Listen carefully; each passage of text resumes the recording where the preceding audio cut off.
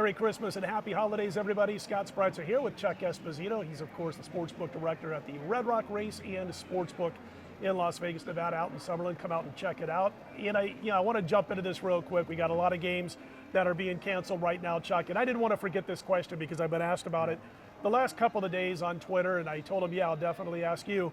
What are the station casinos' policies when it comes to these games being canceled, whether it be the weekly sports like the NFL being pushed back maybe a day or two, or the daily sports, which in some cases are getting canceled altogether?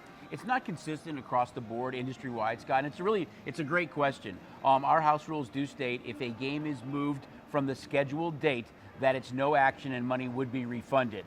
So for that Browns-Raiders game, for example, once that game was moved, anybody that had previously bet it would get money back. Say they had a 4-team parlay, it just reverts down to a 3-team parlay. Again, a really good question. We try to get out in front of it, gang. We were on social. We went ahead and put it on our STN mobile app, and all of our books were well educated in that rule. So again, if a game gets moved from its original scheduled date, it's no action and it would be a refund on that game. Yeah, good stuff. Clears it up, especially at the station casinos. I know they can vary from joint company to to company, yeah. right, yep. But anyway, I wanted to mention also quickly, I found out that I was driving here today to do this, and I found out that the reason that the players didn't accept, like for instance, the Raiders-Cleveland game, right. The reason they didn't accept it being postponed for at least a week, they don't get paid for that game if it doesn't get played. It's just like a bettor, but they don't get their money back. Yeah. I don't blame them then. They lose altogether. Right. So you want to take a shot at maybe making the playoffs or maybe getting that 100% sure check that you're going to get for playing that game. I didn't know that either. But talking about this past weekend, and it really depends on when you got these numbers, because you could have been anywhere from 8-8 if you played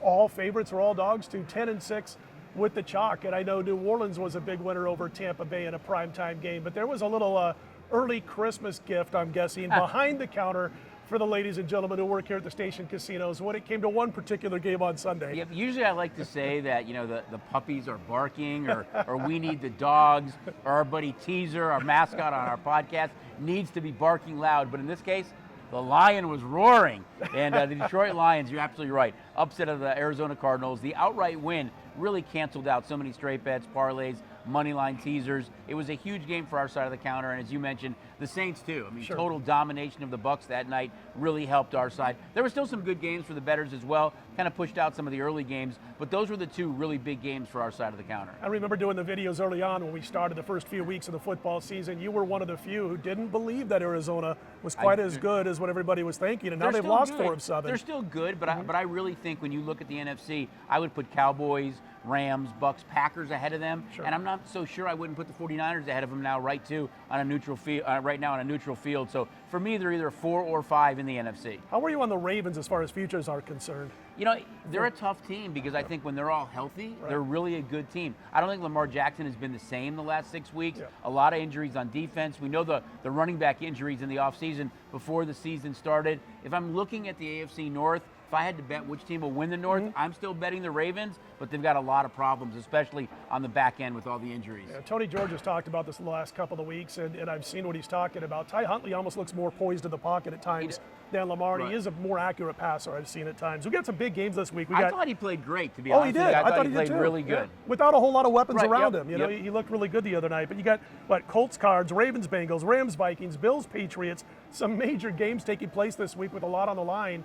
Well, where's the liability so far at Station Casinos? I think you look at the Cardinals Colts game first on a Saturday and on Christmas Day. A lot of action coming in on the Colts plus the points in this game, and I think it's not a surprise that the Cardinals have lost 4 of their last 7 games. They've struggled a little bit. This Colt team, I think, Scott, is somebody nobody wants to face in the postseason. I know that most people are saying now that it's Rodgers or Brady or Mahomes as the MVP. If you're looking at what you're worth to the team, I can make a serious case for Jonathan Taylor being the best player in the league right now. They can run, they can play some defense. It just comes down, can Carson Wentz win that big game for you this year if he has to? That's a huge game. Public is backing the Colts a little bit early on. The other big game for me is the Bills-Patriots game. I think I'm not going to put a prop up over under 3.5 passes by Mac Jones. I'm just not going to do it. I think he's going to throw a lot more than that. But you're starting to see some action on the Bills. Game opened up 2.5, I think, industry-wide. It's starting to tick down a little bit, which doesn't surprise me, especially on the money line. If you like the Bills, you're not taking 2 points. You're taking them to win outright. I didn't mention this before, but you start talking about props, and I had brought this to, I don't know, it might have been like Rob Terry or someone, one of those guys many, many years ago. Right. Rob's a very good friend of mine, yeah, too. we have lunch once in a great Yeah. while, and he used to be over at the Sunset Station. And I remember back in the late 90s, within a year or two after they opened up over there, I was like, Rob, how about a 12 to win 10 prop where you don't have to play overtime? A win in regulation bet almost. And I want to throw that out there. Sounds You like don't a have to hockey answer on that prop yet. now. It does, a win in regulation. But I'm looking for 12 to win 10 because I think I'm probably 1 in 40 when it comes to overtime the last 10 years. But anyway, let's move on to a little bowl action. We've got a situation where we're seeing like huge moves, obviously, from the opening numbers because of players opting out after you make the opening numbers, and coaches and players coming down with COVID.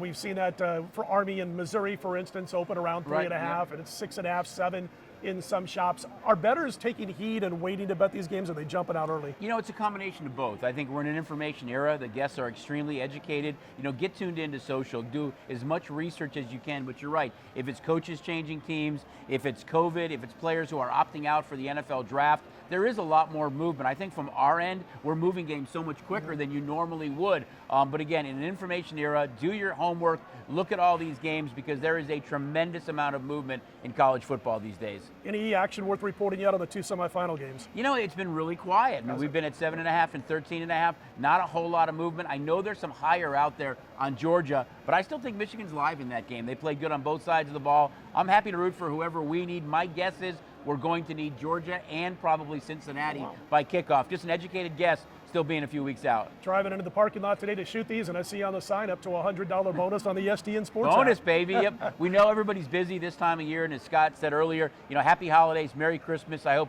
everyone gets to spend some time with their families and loved ones. We know there's honey to-do list still going on. So get signed up for STN Sports, up to a $100 bonus for new signups. A $50 deposit gets you a cool STN cap, and it really does bring the sports book to you. It's really cool, especially now with all the visitors coming to Vegas, coming to Nevada. You can run into a station casino and sign up for that sports app, and you can check out in about 38.3 seconds when it's time to go home after your mini Check vacation. out your winners, right? Absolutely. He's Chuck Esposito. I'm Scott Spreitzer. Merry Christmas. Happy holidays, everybody.